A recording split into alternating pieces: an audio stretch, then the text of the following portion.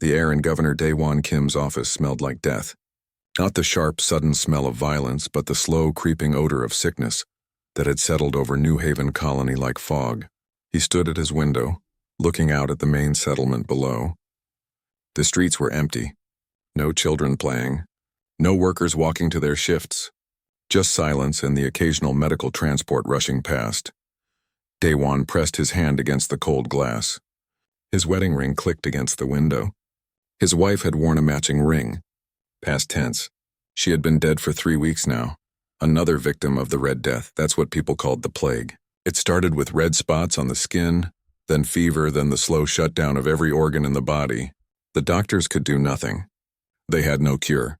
They had no treatment. They could only watch people die. Governor, a voice broke his thoughts. Captain Tae-young Choi stood in the doorway. The military commander looked older than his 35 years. Dark circles hung under his eyes. His uniform was wrinkled. Everyone was tired. Everyone was losing hope. "What's the count today?" Daewon asked. He asked this question every morning. He hated asking it. 47 dead yesterday. 212 new cases. Tae-young walked to the desk and placed down a data tablet. "Dr. Park says the clinic is over capacity. She's treating people in the streets now. Running out of beds. Running out of everything." Daewon closed his eyes. Math was simple and cruel. New Haven had 50,000 people when the plague started. Now they had 43,000. 7,000 dead in 47 days. The supply ships from Earth wouldn't arrive for another 3 months. Most of the colony would be dead by then. "How's Hana?" Tae-young asked quietly. Daewon's jaw tightened. Hana, his 8-year-old daughter, his only child. She had the red spots now. They had appeared on her arms yesterday morning. "The same. Dr. Park is doing everything she can." "I'm sorry. Sorry didn't help. Sorry didn't cure plague. Sorry didn't bring back the dead." Daewon turned back to the window. "We should never have come here. Earth was crowded, yes. Polluted, yes. But people lived. Here, we're just dying slowly on a rock in the middle of nowhere." "The solar flare wasn't anyone's fault," Tae-young said. "We couldn't have known it would destroy the orbital medical platform. But that was exactly the problem. Humanity had reached for the stars with brave words and big dreams. They had built this colony with hope and excitement, but they hadn't planned for disaster. When the massive solar flare hit, it destroyed their orbital infrastructure in minutes. Communication satellites, medical facilities, supply depots, all gone. The colony was cut off, alone and unprepared. Then the plague came. Some said it was a local microbe. Others said it came from contaminated water. Dr. Soo-jin Park, the chief medical officer, thought it might be a mutation of an Earth virus combined with something alien. But theories didn't matter. What mattered was that people were dying and no one could stop it. Daewon's computer beeped. An alert from the defense network. His heart sank. More bad news. Tae-young moved quickly to the screen. "Sir, we have an unknown vessel entering the system." "Pirates?" Daewon asked. "That would be perfect. A dying colony attacked by raiders? No, I don't think so. The ship isn't moving like a raider. It's transmitting something. Wait." Tae-young touched the screen, bringing up the audio. Static crackled, then a voice spoke. The words were broken, pronunciation awkward but understandable. "We heard. We come. With medicine." "No payment. Only help." Daewon stared at the screen. "What?" Tae-young replayed the message. The same words, medicine, help, no payment. "Sir, I'm running the ship's signature through our database." "Got it, it's Venlari, the Venlari." Daewon remembered them from academy training. Humanity had met them once briefly 5 years ago. A peaceful first contact. They were a small species, only a few million total population across 3 worlds. Bird-like features, advanced medical technology, but not interested in trade or expansion. They had exchanged basic information with Earth's diplomats and then politely declined further contact. They wanted to be left alone, so why were they here? "Get Dr. Park up here," Daewon ordered, "and prepare to receive their ship." If this is real, if they actually have medicine, he couldn't finish the sentence. Hope was dangerous. Hope could hurt worse than despair. Dr. Soo-jin Park arrived 10 minutes later. She looked like she had been awake for days. Her medical coat had stains on it. Her hand shook slightly. "What's happening?" "I was in the middle of..." "Listen to this." Daewon played the message. Sujin's eyes went wide. They have medicine? For the Red Death? They say they do. They're requesting permission to land at the spaceport. Let them land. God, let them land right now. The Venlari ship touched down 3 hours later. It was smaller than expected, sleek and silver with strange symbols on the hull. As the ramp lowered, Daewon saw them for the first time in person. They were beautiful in an alien way. Feathers covered their bodies, shimmering with colors that shifted in the light. Their eyes were large and compound like an insect's, but somehow expressive. They moved with grace, their 3-fingered hands delicate and precise. The lead Venlari stepped forward. Their translation device spoke in a flat, mechanical voice. I am called Gentle Wind. We are healers. We heard of your sickness. We brought help. Sujin practically ran forward. You have medicine? A cure? Yes, we studied your biology from old data. We made treatment. It will work. Gentle Wind gestured, and other Venlari began unloading containers from the ship. Hundreds of them. Thousands of doses. Daewon felt his knees go weak. Why would you do this? We're strangers. We have nothing to give you in return. Gentle Wind tilted their head, a gesture that looked almost human. This is what people do. You are sick. We can help. Why would we not come? The simplicity of it hit Daewon like a physical blow. They came because they could. Because it was right. Because that's what civilized beings did for each other. My daughter, Daewon said. His voice cracked. She has the sickness. She's only 8. Can you? Take me to her now, Gentle Wind said. Children first. Always children first. They moved through the colony like a miracle made real. Sujin and Gentle Wind worked together, administering the treatment to the sickest patients first. Hana received her injection within an hour. Daewon held her small hand as the alien medicine entered her bloodstream. She was so small, so fragile. The red spots covered half her body now. The treatment works fast, Gentle Wind explained. She will feel better in 6 hours. The spots will fade in 2 days. She will live. Daewon couldn't speak. He could only nod. Tears ran down his face. Over the next 3 days, the Venlari treated everyone. The dying recovered. The sick healed. The red spots faded. The smell of death left the colony and was replaced by something else. Hope. Real hope this time. On the 4th day, Daewon called a meeting with the Venlari. He had prepared a list of everything New Haven could offer in payment. Resources, land, technology, future trade agreements. He was ready to give them anything. Gentle Wind listened politely, then shook their head. We want nothing. This is not trade. This is help. You needed help. We gave it. That is all, but you saved us. You saved my daughter. You saved 50,000 people. There must be something. You would do the same, Gentle Wind said simply. If you heard of others in need, you would help. This is what good people do. We are friends now. Friends help each other. Before they left, the Venlari gave New Haven the coordinates of their 3 homeworlds and a communication frequency. If you need us again, call. We will come if we can. And if we need you, well, we hope we never do. But it is good to have friends in the galaxy. Daewon watched their ship lift off into the sky. Beside him, Hana held his hand. Her skin was clear. The fever was gone. She was smiling for the first time in weeks. Daddy, will we see them again? I hope so, sweetheart. I really hope so. But what Daewon didn't say, what he couldn't know, was that humanity would see them again. And when they did, the galaxy would learn something important about humans. Humanity never forgets a kindness. The news traveled fast. Faster than light, some joked, though that wasn't physically possible. Still, word of what happened at New Haven spread through human space like wildfire. The Venlari had saved an entire colony and asked for nothing. Not money, not resources, not even gratitude. They had simply helped because they could. On Earth, people gathered in the streets when they heard. Artists began painting murals of the bird-like aliens. Musicians composed songs about the rescue. In schools, children learned about Gentle Wind and the other Venlari healers who crossed the stars to save strangers. The story became legend almost overnight. Dr. Sujin Park couldn't believe what was happening.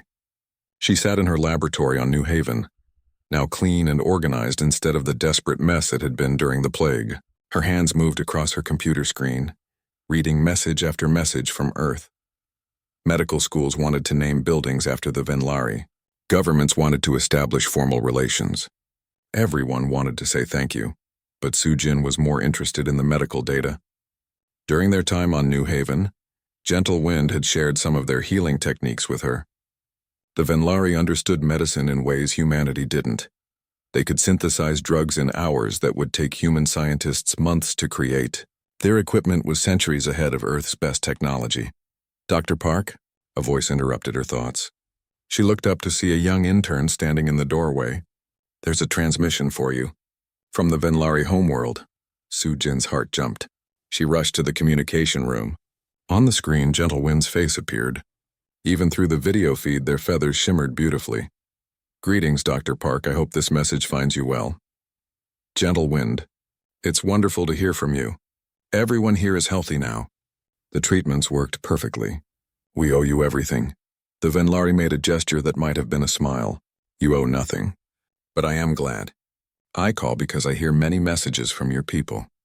Many humans want to thank us. They want to send gifts. Please tell them this is not necessary. I understand, but you have to know humans are grateful people. When someone helps us, we remember. We want to give back somehow. This is good. But remember, we helped because it was right. We follow Kelmar. Do you know this word?" Sujin shook her head. "Kelmar is our way of life.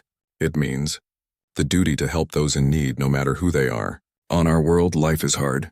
Our ancestors learned that survival means cooperation, not just with our own kind, but with all living things.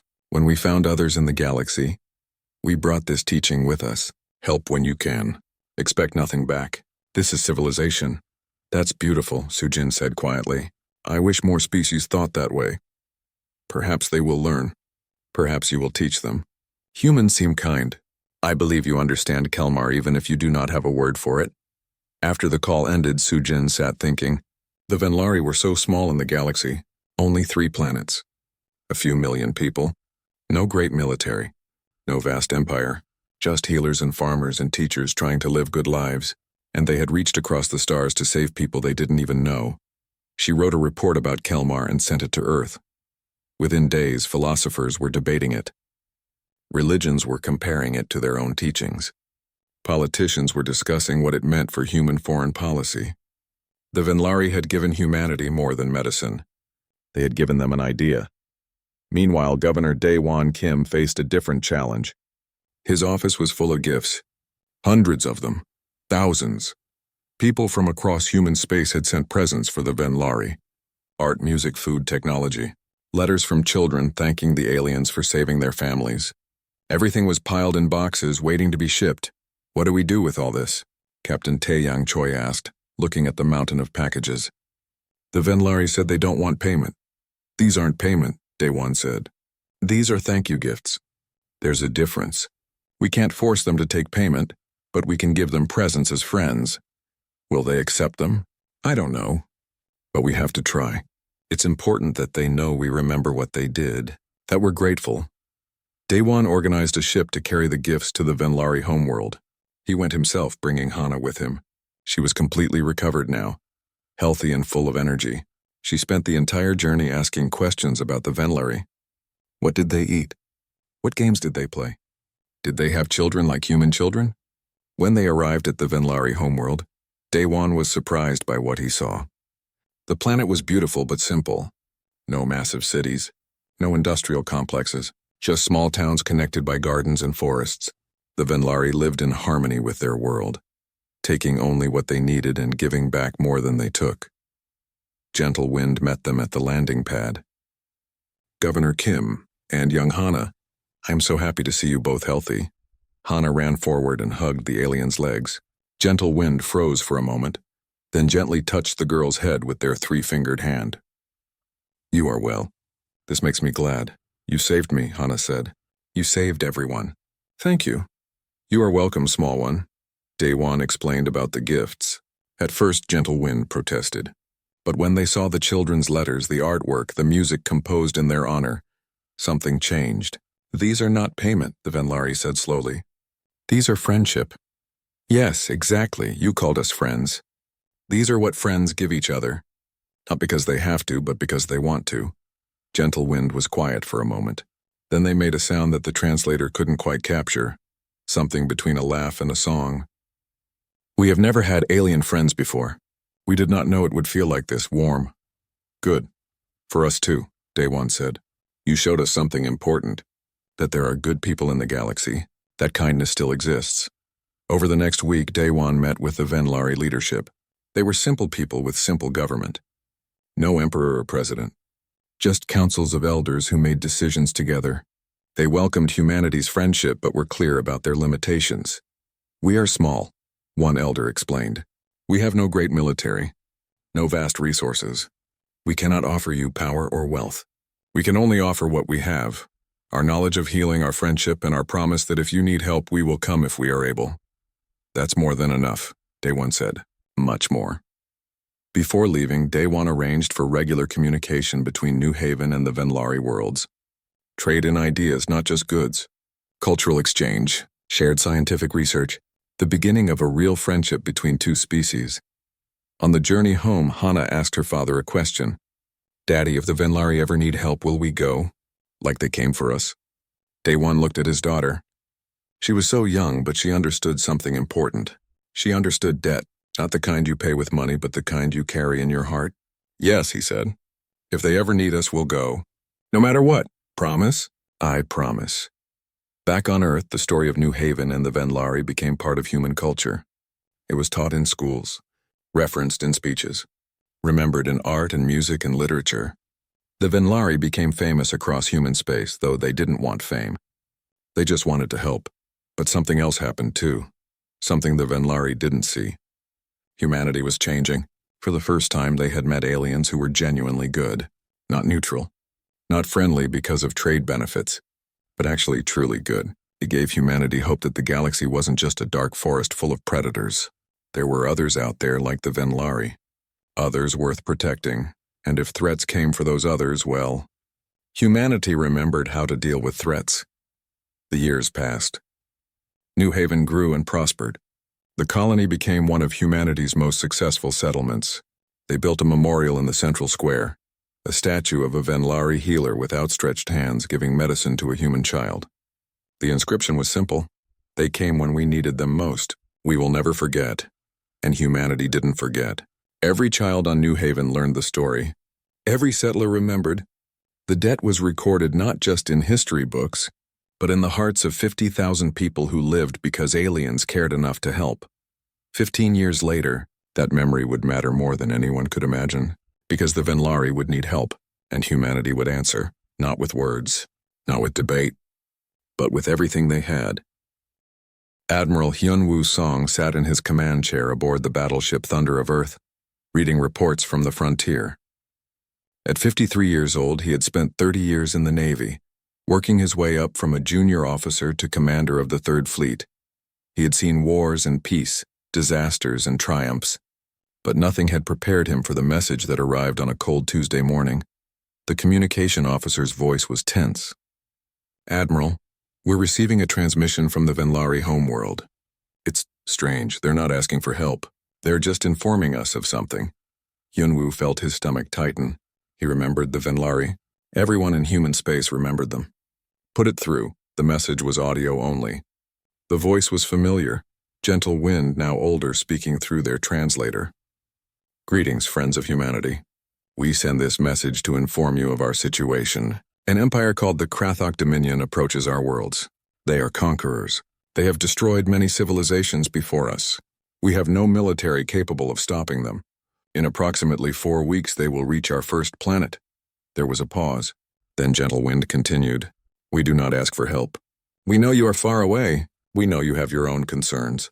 We simply wanted our friends to know what is happening. If this is our end, we want you to remember that knowing humanity was a gift. Thank you for your friendship. Thank you for the 15 years of peace we shared. Goodbye. The transmission ended. The command center was silent. Every officer was frozen, staring at the speakers as if they could will the message to be different. Hyun-Woo stood slowly. His hands were shaking. Not with fear, with rage. Get me Earth Command. Get me the World Council. Get me everyone now. Within an hour, every human government knew. Within 2 hours, the response began. It wasn't organized. It wasn't planned. It was instinctive, like a reflex. Someone had hurt their friends. Someone was going to pay. On New Haven, Governor Daewon Kim was in a council meeting when the news arrived. He was older now, 63, with gray in his hair. But when he heard about the Venlari, he moved like a young man. He stood so quickly his chair fell over. Mobilize everything. Every ship. Every soldier. Every resource. I want transport heading to the Venlari system by tomorrow. Governor, we should wait for orders from Earth. No. We move now. The Venlari saved this colony. They saved my daughter. They saved 50,000 people and asked for nothing. Now they need us and you want me to wait for permission? Get the ships ready or get out of my way. No one argued. Everyone in that room remembered the plague. Everyone remembered being saved. At the Naval Academy on Earth, Hana Kim was in the middle of training exercises when the alert came through. She was 23 now, a lieutenant junior grade, weeks away from graduation. When she read the message about the Venlari, she didn't hesitate. She went straight to her commanding officer. Sir, I request immediate deployment to the Venlari system. You haven't graduated yet, Lieutenant. You're not eligible for combat deployment. The Venlari saved my life when I was 8 years old. I'm going. If you won't give me orders, I'll resign and go as a civilian volunteer. The officer looked at her for a long moment. Then he nodded. You graduate today. Pack your gear. You ship out tonight. Similar scenes played out across human space. Dr. Sujin Park mobilized every hospital ship in the medical corps. General Taeyang Choi, now commanding the Marine Corps, began loading troops onto transports. Factory workers volunteered for double shifts. Shipyard crews worked without sleep to finish vessels ahead of schedule. The World Council held an emergency session. The debate was short. The vote was unanimous. Humanity would respond with everything it had. All available military forces will deploy to the Venlari system, the council president announced. Our mission is simple. Protect the Venlari. Stop the Krathok. No retreat. No compromise. These beings saved one of our colonies and asked for nothing in return. Now they face extinction. We will not allow it. Any questions? There were no questions. There was only determination. Within 72 hours, humanity assembled the largest military fleet in its history. 847 warships, 300 support vessels, 100,000 Marines, enough firepower to destroy a solar system, all heading to defend 3 small planets most humans had never visited. Admiral Hyun-woo Song commanded the fleet. As his ship prepared to jump to hyperspace, he received a personal message from Earth. It was from his grandmother, 97 years old, her voice thin but fierce. Hyun-woo, you make sure those bird people know we remember. You make sure everyone in the galaxy knows. When someone helps humanity, we don't forget, ever. You bring those Venlari through this safe, you hear me? Yes, grandmother. I promise. The fleet jumped. The journey would take 2 weeks. The Krathok would arrive in 4. It would be close. But humans were motivated by something that Krathok couldn't understand. This wasn't about territory. This wasn't about resources. This was about debt and honor and gratitude. This was about never forgetting kindness. When the human fleet arrived in the Venlari system, they found a people preparing to die. The Venlari had no illusions about their chances. They had seen what the Krathok did to other species. Complete destruction. Total conquest. No survivors. Gentle Wind stood in the government building looking at the sky. They were old now, their feathers dulled with age. They had lived a good life. They had helped many people. If this was the end, they could accept it. Death was part of life. Then the sensors detected something. Ships, hundreds of them, dropping out of hyperspace around their planet. At first, the Venlari thought it was the Krathok early. Panic spread. But then the identification came through. Human ships, the entire human fleet, all of it, here now. A transmission came through. Admiral Hyun-woo Song's face appeared on every screen. People of the Venlari worlds, this is the United Earth Fleet. 15 years ago, you saved one of our colonies. 50,000 humans lived because of your kindness. You asked for nothing in return. You called us friends. Today, we prove what that word means to humanity. We are here to protect you. We are here to fight for you. And we are here to make sure the Krathok regret ever threatening our friends. Gentle Wind felt something they had never experienced before. Their legs went weak. They sat down hard on the floor. Around them, other Venlari were crying. They had sent that message expecting nothing. They had said goodbye to their human friends. They never imagined this. Never dreamed it. They came, someone whispered. They actually came. Of course they came, Gentle Wind said, tears running down their face. They are humans. They remember. Over the next 3 days, the human fleet transformed the Venlari system into a fortress. Defensive platforms, minefields, sensor nets, fighter patrols. Admiral Song personally supervised every detail. This system would not fall. These people would not die. When the Krathok fleet finally arrived, they found not helpless prey but an army waiting for them. 800 human warships in battle formation. Every gun charged. Every crew ready. Every pilot eager. The Krathok commander sent a message. His voice was cold and mechanical through the translator. Human vessels, this is not your concern. These worlds are ours. Leave now or be destroyed. Admiral Song's response was broadcast on all frequencies, loud enough for every ship in the system to hear, loud enough for the Venlari on the surface to hear, loud enough for the galaxy to remember. Krathok Dominion, hear me well. 15 years ago, the Venlari saved 50,000 human lives. They asked for nothing. They expected nothing. They simply helped because it was right. Today we return that kindness. These worlds are under human protection now and forever. You will not touch them. You will not harm them. If you wish to test our resolve, we invite you to try. But know this, we are ready. We are angry. And we will not stop until every one of your ships is debris floating in the dark. There was a moment of silence. Then the Krathok opened fire. The battle began. The first Krathok missiles streaked across the darkness like falling stars. Human point defense systems opened fire immediately. Lasers and railguns filled space with light and metal. Most missiles died before reaching their targets. The ones that got through hit shields that flared bright blue, absorbing the energy. Lieutenant Hana Kim sat in the cockpit of her fighter, hands steady on the controls. She was assigned to Raptor Squadron, protecting the outer defensive line. Her headset crackled with voices, other pilots calling targets, confirming kills, warning about incoming fire. It was chaos organized by training and discipline. Raptor 3, you have 4 bogeys on your 6, her wingman called. Copy that. Braking left. Hana pulled hard on the stick. Her fighter spun, acceleration crushing her into her seat. The G-forces made her vision narrow, but she had trained for this.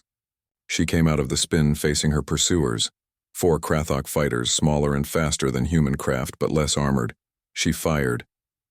Her guns roared, sending magnetically accelerated slugs through space at a fraction of light speed. 2 Krathok fighters exploded. The other 2 broke formation, trying to evade. Hana's wingman got one. Hana chased the last, her targeting computer tracking its movements. When it tried to dive toward the planet, she cut it off and fired again. Direct hit, Raptor 3, 4 kills confirmed. Nice shooting, thanks. Reforming on you. She pulled her fighter back into formation. Through her canopy, she could see the larger battle. Human capital ships trading fire with Krathok cruisers. Explosions blooming like flowers. Debris clouds spreading. It was beautiful and terrible at the same time. On the bridge of Thunder of Earth, Admiral Hyunwoo Song watched the tactical display. The Krathok had numbers, more ships than intelligence had predicted. But the humans had something more important. They had motivation. Every crew member knew why they were here. Every gunner, every pilot, every Marine was fighting for beings who had shown them mercy. Sir, Krathok dreadnought breaking through Sector 7. It's heading for the second planet. Not today. Hyunwoo touched the comm. All ships focus fire on that dreadnought. I want it stopped now. 12 human battleships turned in space. Their main guns, massive rail cannons that could punch through a mountain, all targeted the same enemy. They fired together. The dreadnought's shields held for 3 seconds, then collapsed. The next volley tore through its armor like paper. The ship broke apart, spilling atmosphere and bodies into the void. The Krathok had fought many battles. They had conquered dozens of species, but they had never faced an enemy like this. The humans weren't just defending. They were attacking with a ferocity that seemed impossible. Every loss made them angrier. Every casualty made them fight harder. On one of the Venlari worlds, Gentle Wind watched the battle from a shelter deep underground. They could see nothing directly, but the sensors showed the fighting above. So many ships, so much destruction. All for them. All because they had helped strangers 15 years ago. This is wrong, Gentle Wind said to their assistant. Humans are dying for us. This is too much. We did what any civilized being would do. Perhaps, the assistant said, but humans see things differently. To them, debt is real. Gratitude is real. They cannot ignore it. Then they are foolish. Trading their lives for ours? No, not foolish, loyal. There is a difference. Above the planet, the battle reached its peak. General Taeyang Choi led a boarding action against a Krathok carrier. His Marines, armored and armed with weapons that could melt steel, stormed through the enemy ship. The Krathok fought well. They were professional soldiers, experienced and deadly. But the humans had something the Krathok didn't. They had a reason beyond survival. Remember New Haven, Taeyang shouted as his squad breached another bulkhead. Remember who saved us? His Marines roared in response. They pushed forward, room by room, corridor by corridor. The Krathok tried to hold. They tried to fall back. But there was nowhere to go. The humans were relentless. After 6 hours of fighting, the Krathok carrier surrendered. It was the first time in their empire's history that a capital ship had surrendered rather than fight to destruction. The Krathok couldn't understand it. They were soldiers. They knew how to fight and die. But these humans, they fought like demons. Like nothing mattered except protecting the Venlari. By the 14th hour, the tide had turned. The Krathok fleet was broken. Half their ships were destroyed.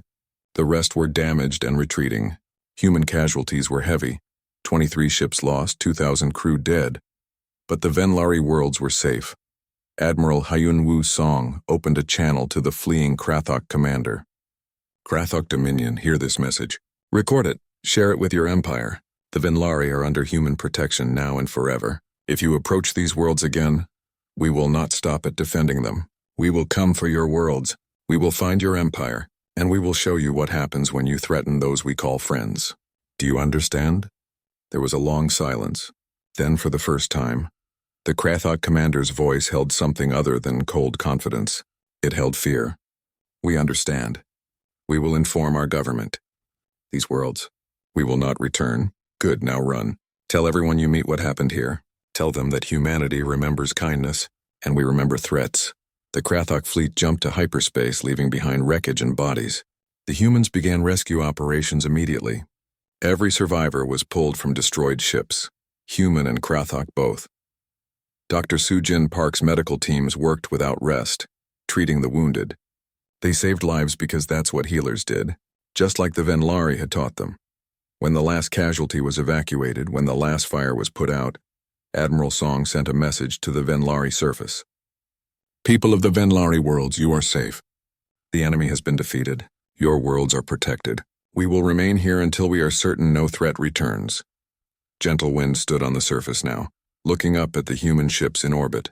They could see the damage, burned hulls, missing sections, debris fields. So much destruction. So many deaths. All for them. A transport landed nearby. Gentle Wind walked toward it. The ramp lowered and Governor Daewon Kim stepped out. He was older, grayer, but his eyes were the same. Kind, determined. Governor Kim, Gentle Wind said. You came. Of course we came. You saved us. Did you think we would forget? We hoped you would live your lives, be happy. We never expected this. Gentle Wind gestured at the ships above. So many died for us, why? We only did what was right. Daewon stepped forward and placed his hand on Gentle Wind's shoulder.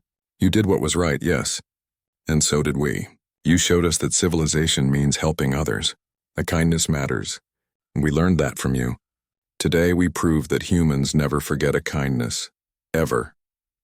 Gentle Wind made that sound again, the one between a laugh and a song. You humans are strange. Wonderful, but strange. You travel light years. You fight wars. You risk everything. All because someone was kind to you once. Yes, Daewon said simply. That's exactly what we do. Behind him, Hana Kim stepped off the transport. She was in her flight suit, exhausted but smiling. She walked up to Gentle Wind and bowed. Thank you for saving me 15 years ago. I got to grow up because of you. I got to become a pilot. I got to defend you in return. That's the greatest honor of my life. Gentle Wind touched Hana's head gently, like they had when she was a child. You have grown well, small one. I am proud to call you friend, the word echoed. Friend, it was such a simple word. But to humanity it meant everything. And the galaxy was about to learn just how far humans would go for those they called friends. The human fleet did not leave after the battle. They stayed. Engineers arrived on massive construction ships repairing damage to Venlari infrastructure. Medical teams treated the wounded and the traumatized.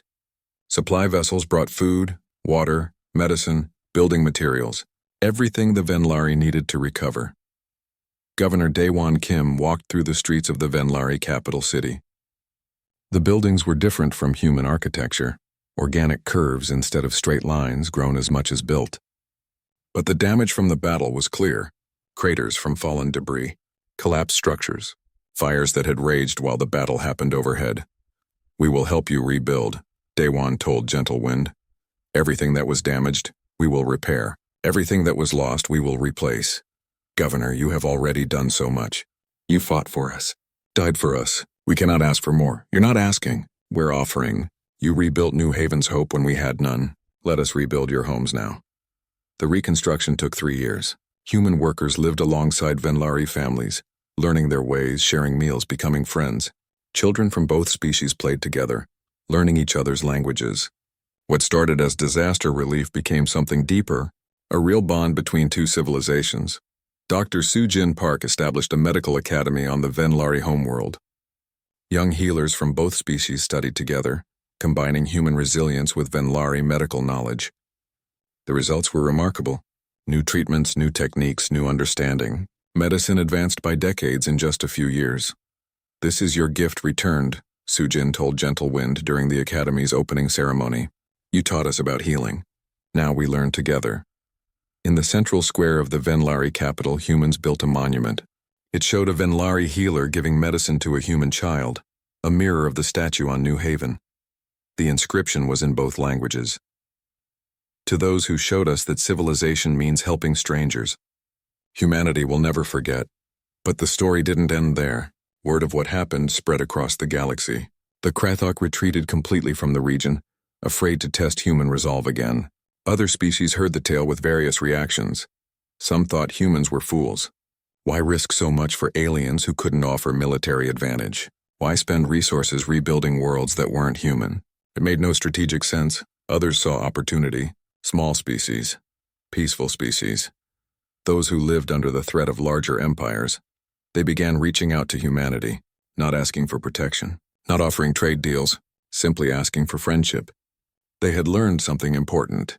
Humans valued kindness more than profit. They protected those who showed them compassion. 5 years after the battle, a species called the Marini made first contact with humanity. They were aquatic beings living on water worlds far from Earth. They had no military, no resources humans wanted, but they had heard about the Venlari. So they sent a simple message: "We offer friendship. We offer knowledge. We offer kindness. We ask the same in return." Humanity accepted.